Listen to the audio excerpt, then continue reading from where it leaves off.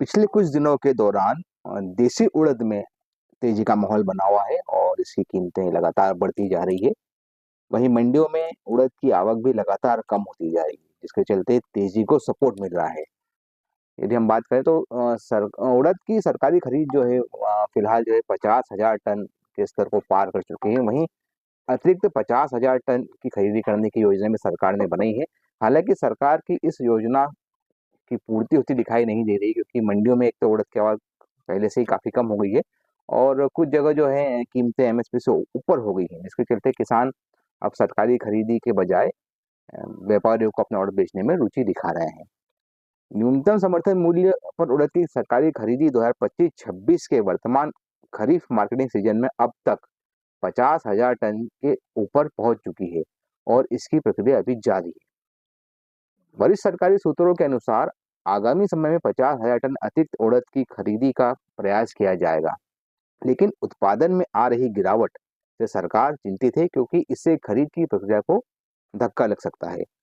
आधिकारिक सूत्रों के अनुसार यद्यपि कम से कम 50,000 टन अधिक उड़द की खरीदी का प्लान बनाया गया है, लेकिन सरकार अपनी सीमा से भली भांति अवगत है।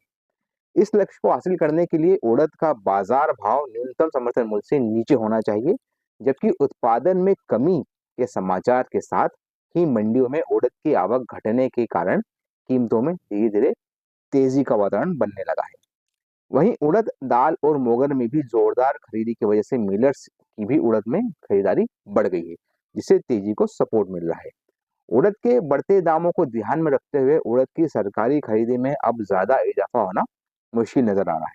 सरकारी नियम के अनुसार उपभोक्ता मामले मंत्रालय के पास करीब 4 लाख टन उड़द का बफर स्टॉक होना आवश्यक है। पिछले कुछ वर्षों से उड़द के घरेलू उत्पादन में गिरावट का सिलसिला जारी है, जिससे विदेश से इसके आयात पर निर्भरता बढ़ती जा रही है।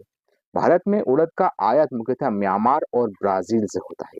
आधिकारिक आंकड़ों के अनुसार उड़द का घरेलू उत्पादन 2021-22 के सीजन में 28 लाख टन पर पहुंच गया था, जो 2022-23 में गिरकर 26 लाख टन, 23-24 में घटकर 23 लाख टन तथा 24-25 सीजन में और गिरकर 22 लाख टन पर आ गया। उल्लेखनीय है कि भारत में उड़द का उत्पादन खरीफ एवं रबी दोनों सीजन में होता है।